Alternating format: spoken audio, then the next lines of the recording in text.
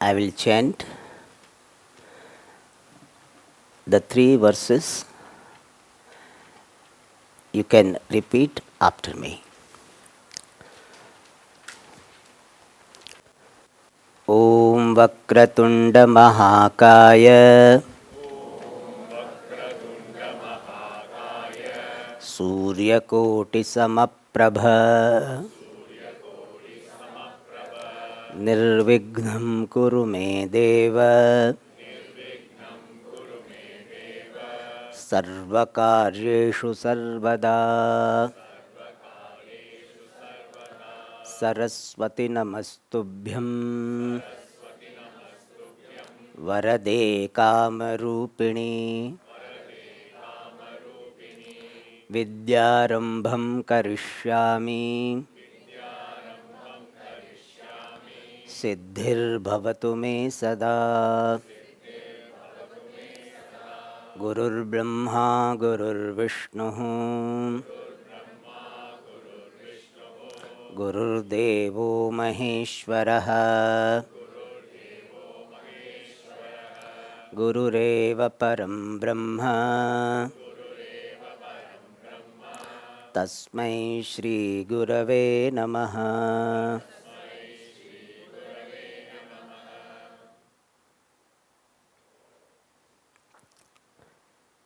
Invoking the grace of the Lord Dakshinamurti, all other presiding deities, Pujya Swamiji, and all the acharyas of the parampara, we start our study of the text Manisha Panchakam.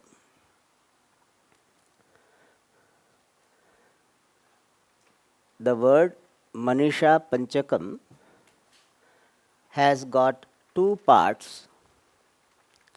One is Panchakam. In this context, a group of 5 verses.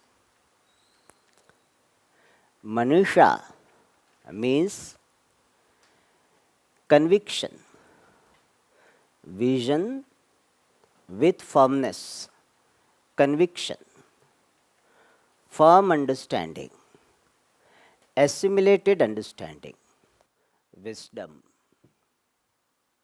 So, Manisha Panchakam means a group of 5 verses dealing with presenting the conviction of the Acharya, the author of this text, Shankaracharya. And this conviction, the understanding with firmness, is necessary, is presented as the means for freedom, moksha.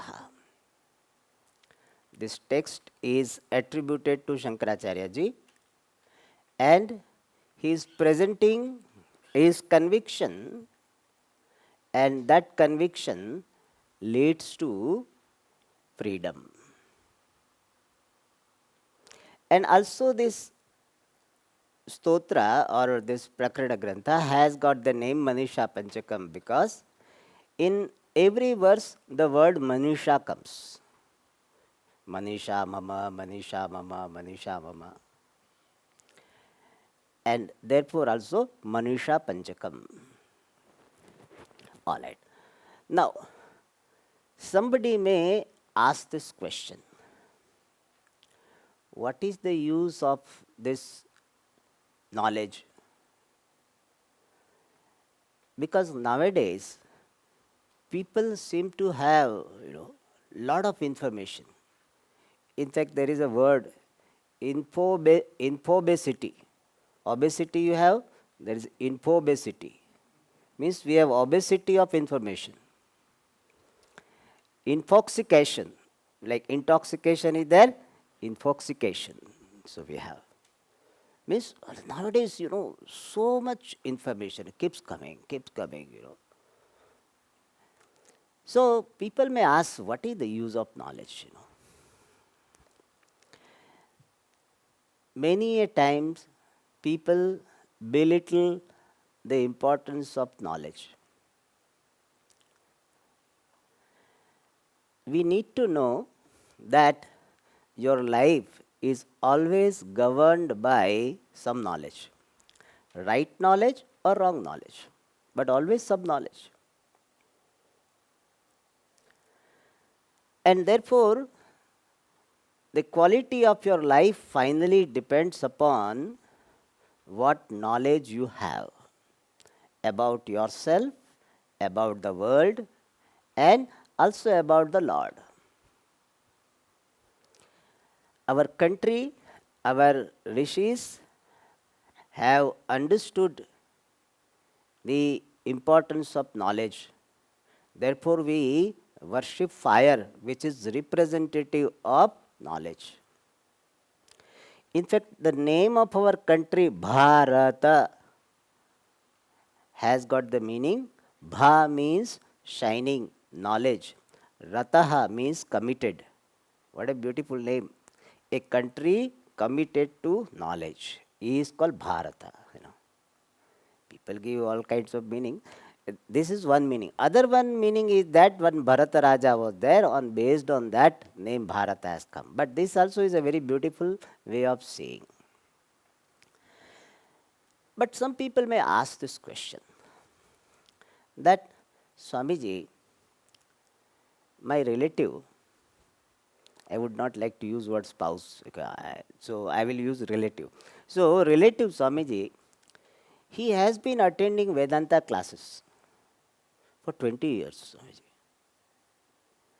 And he has so much information. Swamiji reads lot of books, lot of books on Bhagavad Gita, Upanishad, all this. So many books he reads.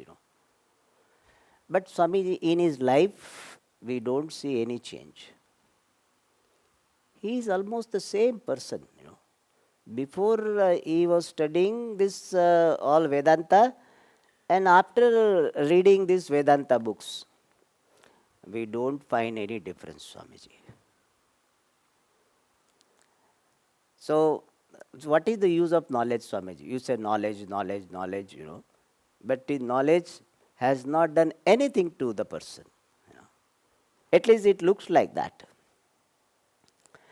When such question was asked to Puja Swamiji, that Swamiji, my mother-in-law is attending your classes for 20 years, but still she is so angry. We know how much angry she is, because first-hand experience, though. So, Swamiji, what is the use of this? In spite of studying Vedanta, she is still angry. Then Puja Swamiji very nicely gave the answer. He said, imagine she was not studying Vedanta. So if she was not studying Vedanta, she would have been worse than this. So you should take it that way. Like some medicine, like diabetes, when you take tablet, it doesn't cure your diabetes. If somebody has, it doesn't cure. Status quo. At least Vedanta is maintaining status quo for the person. That also is an achievement. This is in a lighter vein. Little bit on serious note, this question comes that Swamiji, why this person has so much knowledge and still what you are talking in Vedanta, that person becomes calm, happy, free from all ragadveshas, anger. Why this does not happen? For this, we have to understand that there are 3 stages in learning. One, they call it information triangle, knowledge triangle. One is called information, second is called knowledge, third is called wisdom. So what you are finding in person is not knowledge. He has got what? information, not knowledge. What is the difference between information and knowledge? Information means data received from some books, some TV, nowadays YouTube channels, Google Guru, Legally speaking, Google should be called Jagat Guru. Why? Everybody, our Shankaracharya ji, even though we are calling Jagat Guru, because that is what our attitude is the right attitude for us. But people will say that Swamiji, Google is a Jagat Guru. So from Google, people have so much information. But all of them are just the data received from the books, TV, or some YouTube channels or Google, etc. That is called information. The data received by reading, etc. is called information. What is knowledge? Knowledge is that data which is processed by you, learnt by you, understood by you. So knowledge is the understanding received through education, through learning process.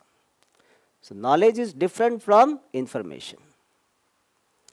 See, somebody may have by-hearted the recipe book. So what he has? Information. Ask that person, if he has not cooked, ask that person to cook. Very unlikely that person will be able to cook. One lady was telling me in Bangalore, Swamiji, my sister was so brilliant, very good memory. So she by-hearted the recipe book. And she got married, went to the US, and her husband invited friends, and they were waiting for the dosa. And dosa is not that easy. Once you know it is easy, but person like me, you tell all dosha are there. So she has all recipe knowledge. So she tried to, this much first, this much we have to do and put the dough and all this. But still not coming up. And people should not see, therefore she is eating it. That what. Then her husband was waiting outside with friends, then not coming at all, so he went inside. He did not by heart the recipe, but he knew how to make dosa. So he managed the situation. So that lady had what? Information, but not knowledge. Knowledge is something you get by learning, by education. To transfer the information is easy. To transfer knowledge is not that easy. See, this Manisha Panchakam or any text, there are so many Swamijis who have talked about it, and there are transcription available. I can one click I can transfer that information to your computer. Possible or not? Possible. So, transferring the information is not that difficult. Transferring knowledge is difficult. It requires education. It requires training. So some people, they have familiarity with the teaching of Vedanta, and people think that he has knowledge, or he himself thinks he has knowledge, but what really he has is information. He doesn't understand the implications of what he is saying. He will say, Swamiji, I know I am Brahman, but people don't recognize me. If you are Brahman, who else is there to recognize you? So he doesn't understand the contradiction. Swamiji, I know I am Brahman, but I have to suffer a lot. So I am Swami Satchidanand Brahma, but I have some financial problems, Swamiji. If you are Satchidanand Brahma, you cannot have financial problem. You as Brahman don't have problem. So idea is that a person has information but no knowledge. And so why this discrepancy there, that person seem to have knowledge and still no result, no change? Because so-called knowledge is only information, which has not brought transformation.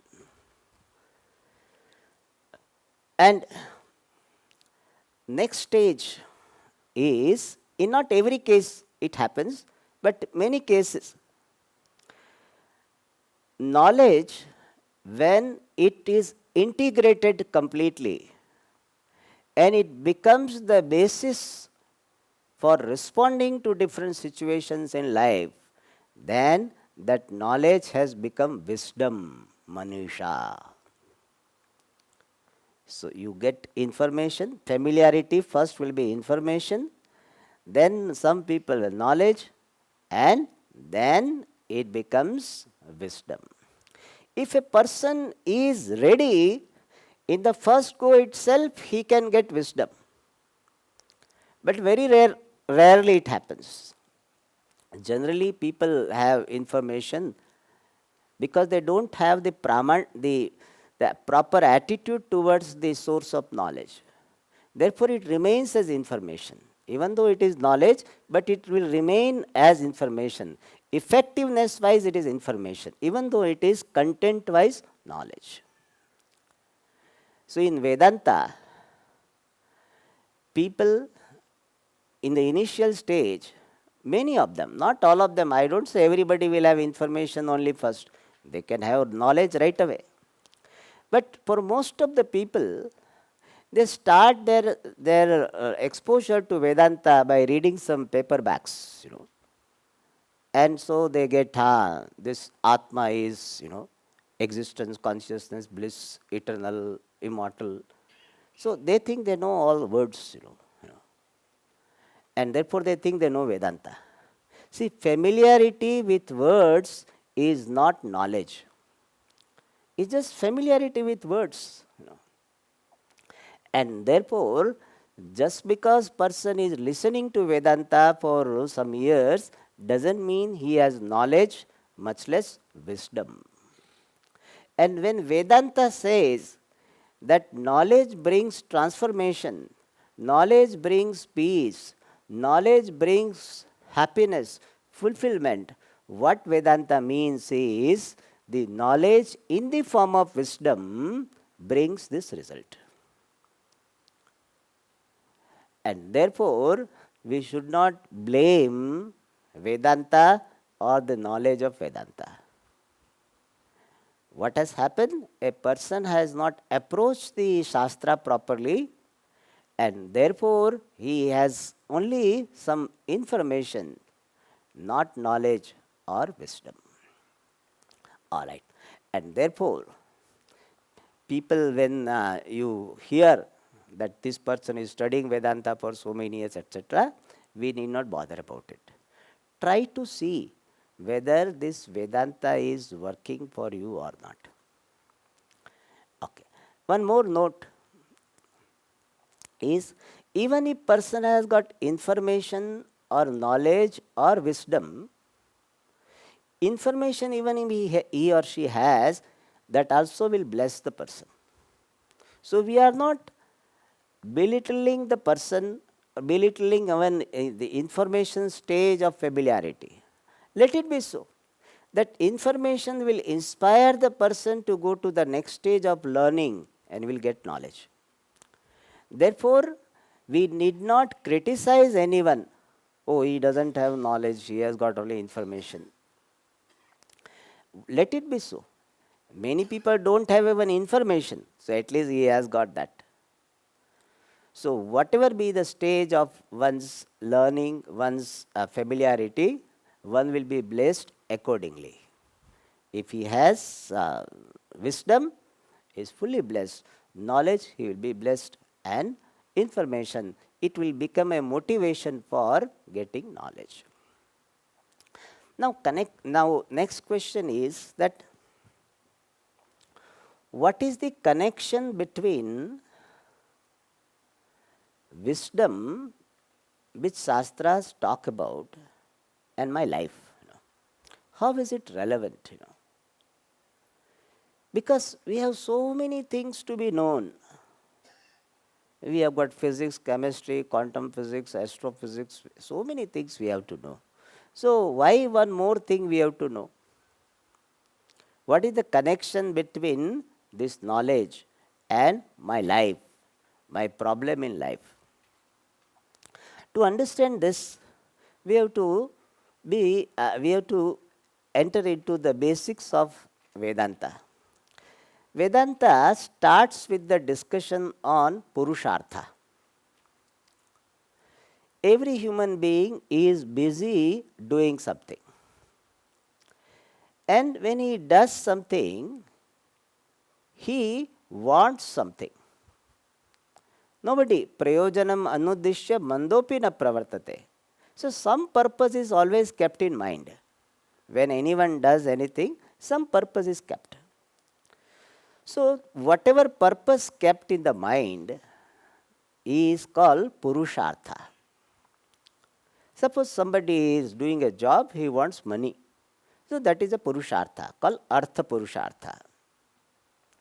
Somebody wants to go and enjoy some beautiful sceneries, then it is Kama Purushartha. And somebody wants to earn punyam so that life after death also is taken care of. Not only like people plan post retirement, this saving, etc. There some people plan what will I be, what will I get after my death. So for that, in Shastra they talk about is certain lokas, and for that certain rituals are prescribed, certain pujas, etc. prescribed, and for that some people are committed to. And that is called Dharma Purushartha. So Dharma means punyam. Artha, Kama and Dharma. These are the three Purusharthas most of the people busy with. Dharma has got several meanings. This is one meaning. One meaning of Dharma is punyam. Other meaning is Dharma means righteousness, doing what is to be done. And having spontaneity in my righteous living, that also can become a goal for some people. And that way also Dharma becomes Purushartha. And the last Purushartha is called Moksha Purushartha. The first three Purushartha give you some satisfaction, some sense of security, but they don't give lasting, permanent satisfaction, permanent security. Therefore, in our tradition, we talk about the next Purushartha called Moksha. Moksha means freedom from bondage. Now, bondage means what? Bondage is that something you don't want and you find yourself with. Suppose disease, disease is a bondage because I don't want to have and I sometimes find myself with. And also by extension, bondage is the situation where I am not getting what I want. So, getting or having something which I don't want, not having what I want, that situation is called bondage. I want happiness and I am not getting permanent happiness. Everybody wants permanent happiness only. If I ask you, when do you want to be happy? Do you want to be happy in the morning or afternoon or evening? You may say, Swamiji, at least you start with morning. But do you want to be happy only morning? Afternoon? No, Swamiji, if possible, afternoon also I would like to be happy. Evening? Yes. All right. Where do you want to be happy? When you are in Bangalore, you want to be happy, or when you are in Coimbatore, you want to be happy? Both, everywhere, anywhere. If I go to the US also, I want to be happy. When I am in India, I want to be happy. So every time I want to be happy, everywhere I want to be happy. Acha. And in which situation, which condition I want to be happy? When I am with people, I should be happy, or when I am without people, I should be happy. I want to be happy both ways. So, everybody is seeking happiness which is everlasting, available everywhere in every situation, and not getting it. No. And dukkha nobody wants. Even though people say, Swamiji, sometimes little dukkha is okay. But you know why you want dukkha? You want dukkha for getting more sukha. Like sometimes you take, spicy things so that sweet will taste better. So it is, you want finally commitment to happiness. Nobody wants dukkha for the sake of dukkha. So I do not want dukkha, I want sukha forever. And I am not finding it. I finding myself with dukkha, and I am not finding myself with permanent, everlasting sukha. This is bondage. This is one way of presenting bondage. That I am not able to remain happy all the time, and I don't want to be dukkhi, but I find myself to be dukkhi most of the time. So Puja Swamiji nicely used to say, he said, what is the situation of samsari? He says, dukhi, sukhi, dukhi.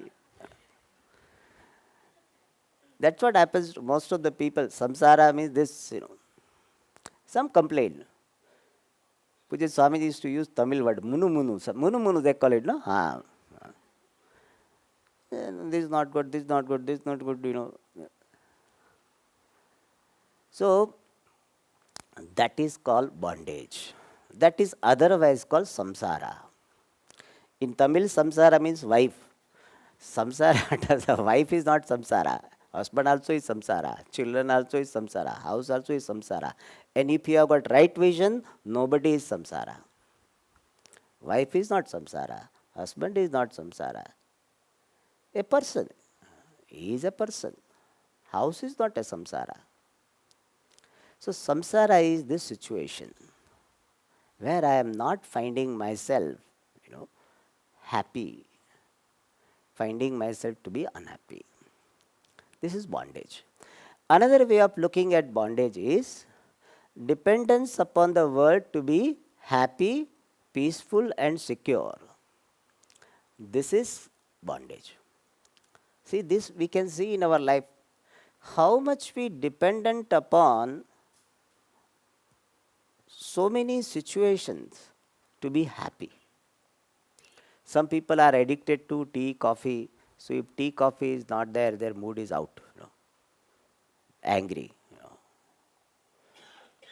Dependence upon this mobile is there, mobile signal is not there, unhappy.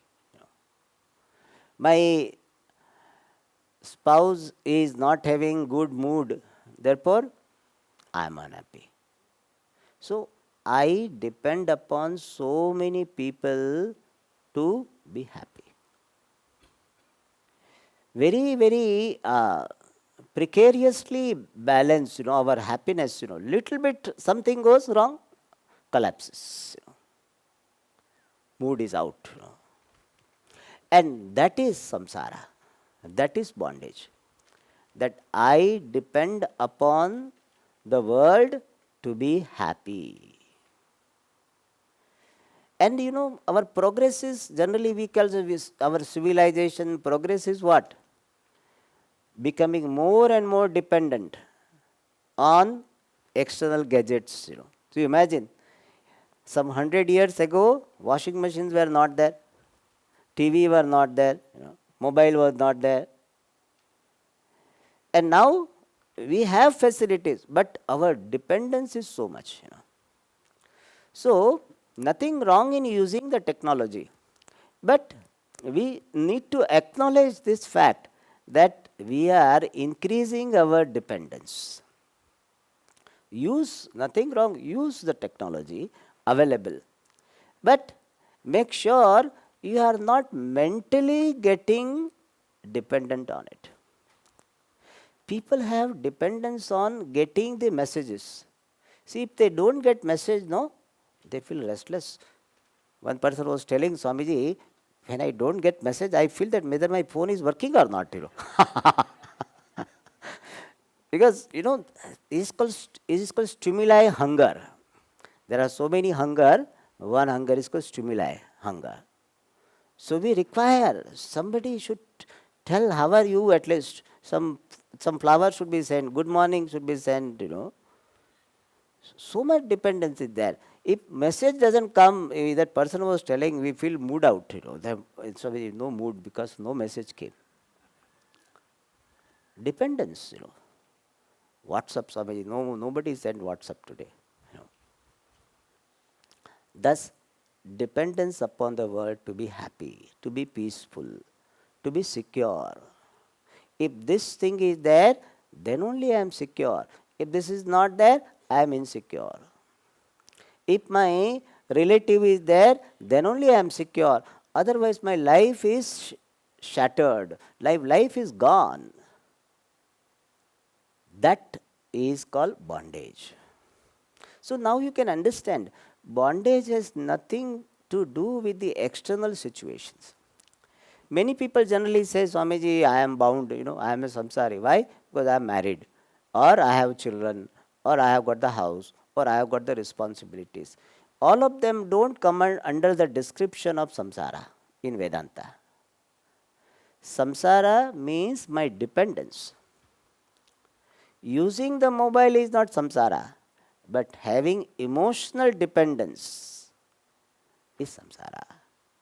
Using any gadget, not samsara, but having emotional dependence, that is samsara. That is bondage. Moksha means what? Freedom from the dependence upon the world to be happy, peaceful and secure. And when we say the dependence upon the world, what do we mean? World consisting of objects, people and situation. So my dependence upon objects, people and situation to be happy, peaceful and secure is bondage. Freedom from the dependence is moksha. Alright. Now, one more definition for bondage. Non-acceptance of oneself and or the world is bondage. Non-acceptance of oneself and non-acceptance of the world, that is called bondage. Swamiji, I am not up to the mark, I am not like this person. I am not like that person. And especially when you have got a very bright sibling, brother, sister, and you are not that great, You are good in other things, but not good in study, then you will have a lot of complex, Many people, they remain, with inferiority complex. One reason is that all the time comparison done by oneself and others. Even the teachers in the school will say, you are the brother, sister of that person who was so bright. So what can I do for that? He is brilliant, so he is brilliant. I am brilliant in different things. So, non-acceptance of oneself, that is bondage. I do not accept myself as I am now. Means, I do not love myself as I am now. It doesn't mean that I don't try to improve myself. I can improve. But there is acceptance. That is freedom. So, bondage can be defined as non-self acceptance or non-acceptance of oneself and the world. And basically, when I do not accept myself, then I will have so many complaints about the world. When you have complete acceptance of yourself, you do not have complaint about the world. Your complaint about the world is a reflection of your discomfort with yourself. See, when a person complains about his son, really speaking, it is not the complaint against his son. It is complaint against himself being the father of such a son. That is the complaint. If I am okay being the father of such a son, then no problem. I can help him grow to the extent I can, but I do not judge myself based on my son. My problem is that based on the relatives, I judge myself. My son is like this, therefore I am I am not good. Many people have this complex. Swamiji, I don't know whether we have brought up our children properly, because now they are not going to the temple. We had done so much, but still they are not doing all this. They have complex. Don't judge yourself based on the relatives, based on your property, based on your wealth, any form of wealth. I am the way I can be. This is freedom, where I accept myself as I am now. All right, that is freedom. And now, how to get this freedom? Freedom, as I said, freedom from bondage, which is in the form of dependence upon the world. I can be free from dependence when I discover myself to be the source of happiness, peace, and security. When that happens, then I don't have dependence. When you have your own well water, then you don't have to depend upon corporation water. You have your own water. Don't depend. Similarly, if I discover myself to be the source of peace, happiness, security, then I can be free from dependence. But I do not see myself to be that. And I try to get happiness through some action, try to get some peace through some action, security through some action. But any action being limited will produce limited result. And therefore, my struggle to be happy permanently, to be peaceful, to be secure permanently through any action will never succeed. Because action is limited, so result will be limited, so happiness will be limited, peace will be limited. As the action is, so the result will be. Action is limited, so result will be limited. Therefore, through action I cannot be free from the bondage. I cannot get moksha. Then only possibility is I am really the source of happiness, peace, security. But then why am I seeking? Because of ignorance. Because of ignorance, I am seeking what I already have. What you are seeking in your life, you already are. And this is what this Vedanta also reveals. That what all you are seeking in your life, you already are. But then why am I seeking? Because you do not know the fact how. And thus, ignorance is the cause for the bondage. And when ignorance is the cause, knowledge is the solution. That is why knowledge is important for moksha. Because my problem is due to ignorance. When problem is due to darkness, light is the solution. Similarly, when the problem is due to ignorance, the knowledge is the solution.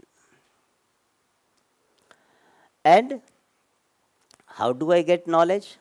Any knowledge is attained by using the means of knowledge. Like to see the color of this clip, I have to use my eyes. They are called means of knowledge. In Shastra, we use the word pramanam. So, eyes, ears, etc. can be called pramanam. Sometimes I use inference. In Shastra, they give the example, seeing the smoke on the mountain, I infer fire. So, through inference also I can get the knowledge. But all those means of knowledge are meant for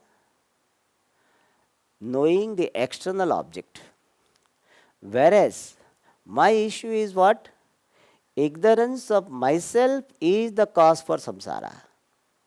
And therefore I need the knowledge of myself. And all the means of knowledge we are familiar with are designed for knowing the object.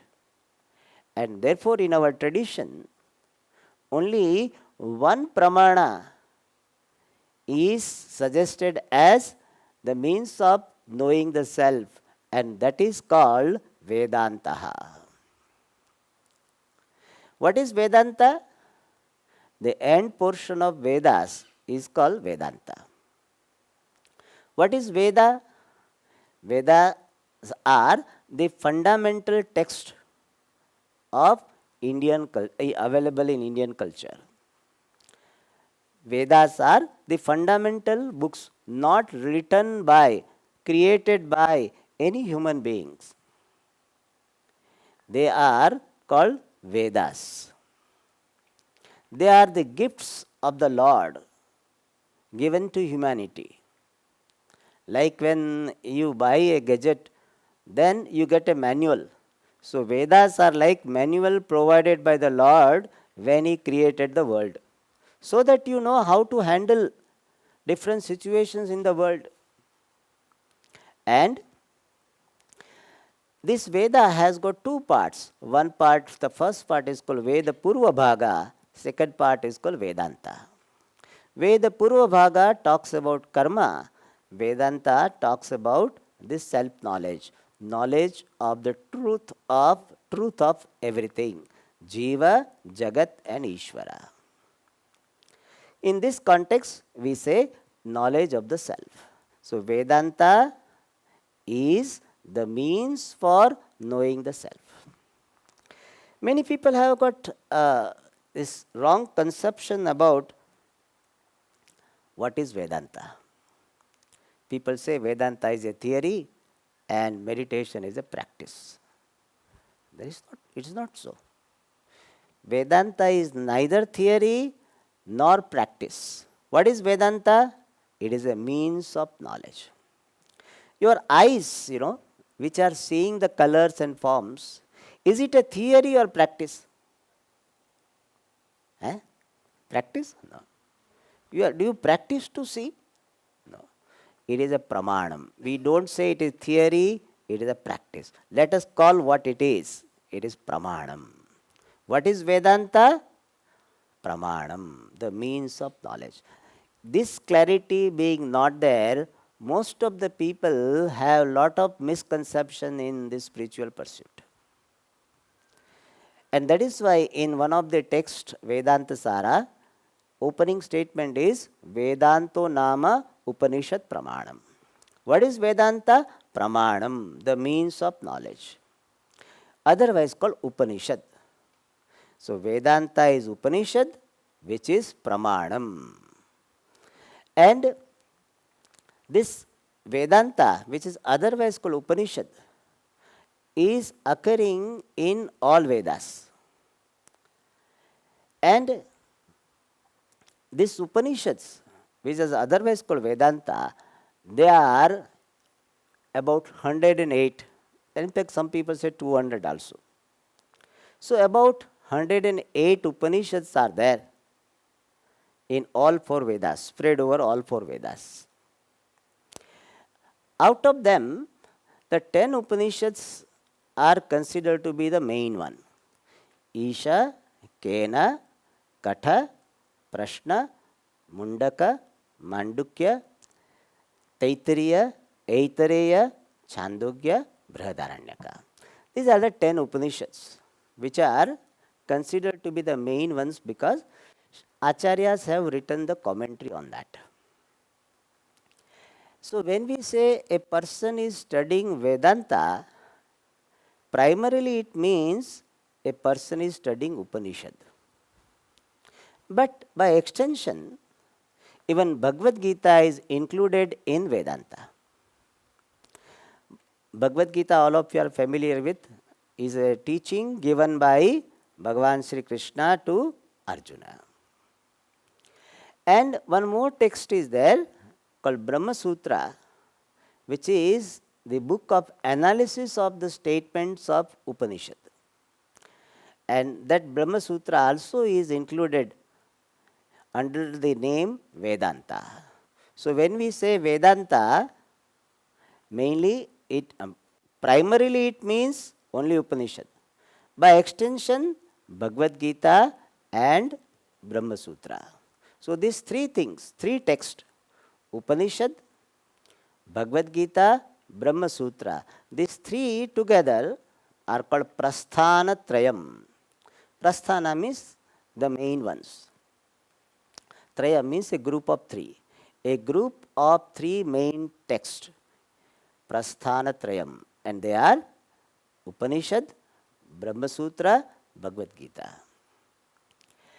But it is sometimes difficult to study Brahma Sutra or Bhagavad Gita or Upanishad directly. Therefore, our Acharyas have written some expository text called Prakarana Grantha, where some aspects of the Prasthanatraya teaching will be explained, elaborated, highlighted. Such texts are called Prakarana Grantha. Grantha means text, Prakarana means expository, introductory, expository. And we have so many Prakarana Granthas. One of the most popular one is Tattva Bodha. Generally we teach in the beginning.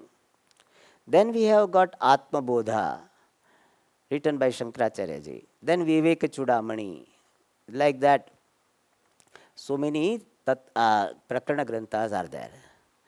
And one of them is Manisha Panchakam. Now we are landing here. So Manisha Panchakam is one of the Prakarana Granthas, expository text of Vedanta, attributed to, written by Shankaracharya ji. And behind the composition of this Prakarana Grantha, there is a story given in Shankara Digvijaya. There is a text called there is a book called Shankara Digvijaya. Shankara Digvijaya is a biography of Shankaracharya, written by Vidyaranya Swami. And in that he has described the life of Shankaracharya ji. There this story is mentioned. And this story has got many versions. So I will be taking one version, but don't think this is the only version. There will be always variation. So there will be some variation. Some people will say morning, afternoon, whatever. So in description, some variation is there. Now, the story which forms the background for the composition of this Manisha Panchakam is, one day Shankaracharya ji, I hope all of us know Shankaracharya ji. Shankaracharya ji is a great Acharya of our parampara. Advaita Vedanta parampara, he is a great Acharya. Shankaracharya ji is not a founder of Advaita Vedanta. Okay, so people generally say Advaita of Shankaracharya. Shankaracharya ji has not created the Advaita philosophy. Advaita Vedanta was very much there even before Shankaracharya ji was there. Gaudapadacharya ji has written Advaita Prakranam itself. So Advaita was very much there. Advaita understanding, the vision of Advaita was very much there. But Bhagavan Bhashyakara, Shankaracharya ji, who is called Bhagavan Bhashyakara, he brought out it very well through his Bhashyam. Therefore, people connected with Shankaracharya ji. Shankaracharya is not the founder of this Advaita Vedanta. That great Acharya, Shankaracharya ji, who was there about 1200 years ago, one day he was going from Kashi, from the Ganga to Kashi Vishwanatham, the temple. Kashi, all of you know, I think. Kashi, in India, Kashi is very familiar, very popular because Kashi Maranat Mukti. There is a sentence that if person dies in Kashi, he will get moksha. Means a person will have urdhvagati. He will be going towards moksha. Alright. So that Kashi, in that Shankaracharya ji was going from one place to the other. Some people say he was going towards Ganga, or some people will say from Ganga to the temple, whatever. He was going from one place to the other, along with his disciples. And on the way, he found one person who was sweeping. So sweeper they call it, generally we don't like to use the word. Sweeping, person who is sweeping, he found on the way.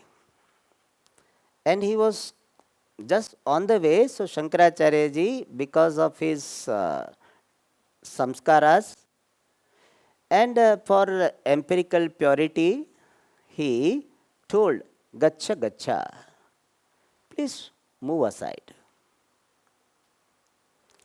And that person who is supposed to be belonging to a lower community or lower class called Chandala,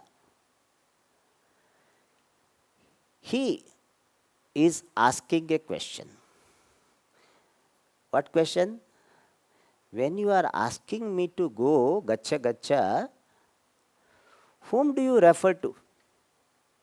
Who should move away? From your body from your body, this body should move away. So you are referring to my body when you say Gacha Gacha. You want to drive away this body from your body? Means, are you telling me Gacha Gacha? Gacha Gacha means go away, go away. From which standpoint? What do you refer to? The body? Or you are referring to Atma, called Chaitanyam. Chaitanyam is what? That which makes the body Chaitana is called Chaitanyam. Essence of living being is called Chaitanyam.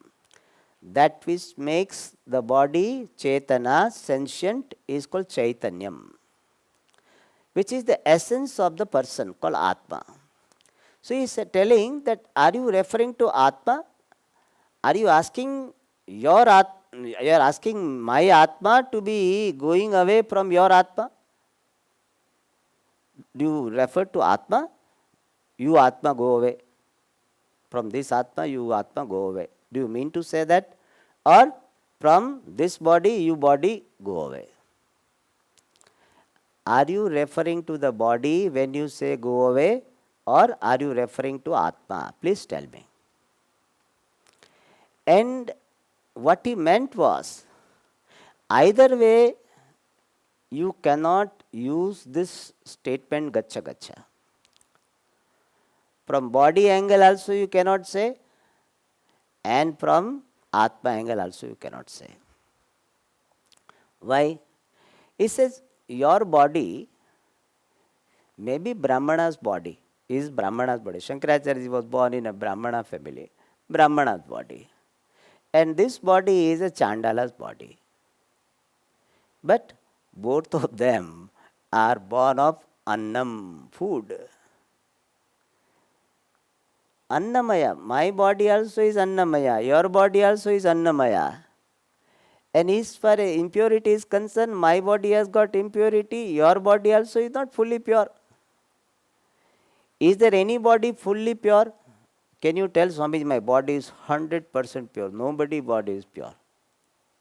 By the time you come out of the bathroom, your body is already has collected the dust. And inside so much dust, any place you put your finger, you will see some dirt will come out. So, impurity is concerned, your body also is impure, this body also is impure. Material as far as concerned, my body is made up of Annamaya, your body is Annamaya. Enna difference in Tamil Nadu, they say, enna difference, They said, this is how they say, enna. How the difference, So from the standpoint of the body, you cannot say. What about Atma? Atma, there is no difference. There is only one Atma, which is obtaining in that your body, obtaining in this body. Atma also is the same. So, from the Atma standpoint, you cannot say Gacha Gacha. From the body standpoint, also you cannot say Gacha Gacha. So, Shankaracharya ji was surprised, Oh, this is not an ordinary person, He will not, a ordinary sweeping person, sweeper will not talk in this language, So he must have meditated, visualized, and he understood. Bhagavan Shiva himself has come in the form of this Chandala to create a context where this particular discussion can take place, certain clarification can be made. More about this, we will see that certain differentiation at empirical level, at transactional level is accepted. But the problem happens is we take it to the extreme stand. And based on that, we have superiority or inferiority complex. Oh, I belong to this body, I belong to this class, you belong to that class, so I am superior, inferior. And based on that, our life is controlled, we suffer.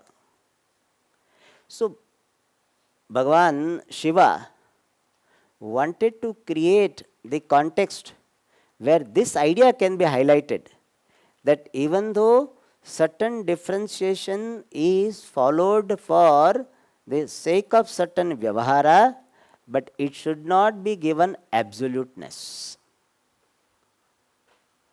We do not say that this certain distinction is not to be maintained. It is maintained. Even doctor, when he is going for surgery and his child comes and wants to hug, no, he will not allow.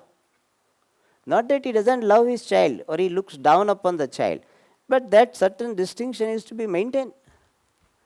It is not question of superiority or inferiority. But when that transactional differences loom very large in the mind of a person, then they create complex.